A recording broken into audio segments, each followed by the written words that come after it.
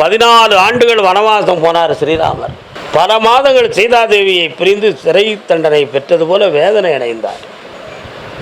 அதற்கு பின்பும் கணவன் மனைவியும் ஒன்றிணைந்து உலகமே கும்பிடக்கூடிய அடையாள சின்னமாக இன்று வீட்டில் இருக்கிறார்கள். உண்மையா?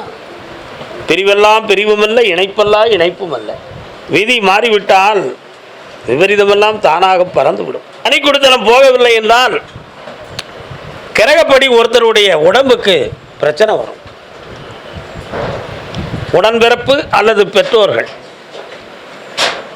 ஏனென்றால் அடுத்த வாரிசு பிறக்கக்கூடிய சூழ்நிலை வருகிற பொழுது அந்த வாரிசுக்கு உண்மையான 2 தலைமுறைகளுக்கு முன்னால் உள்ளவருடைய ஆரோக்கியத்துக்கு கண்டம் உண்டு என்பது இவனுடைய அம்சம். புரியுதா? அதனால் தனி குடித்தனமே மேலானது.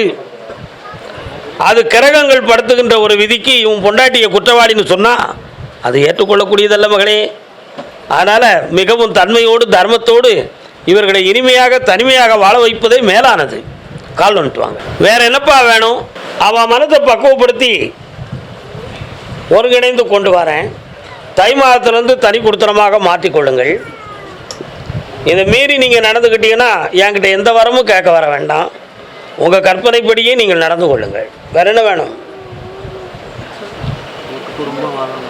அப்படி நினைக்கிற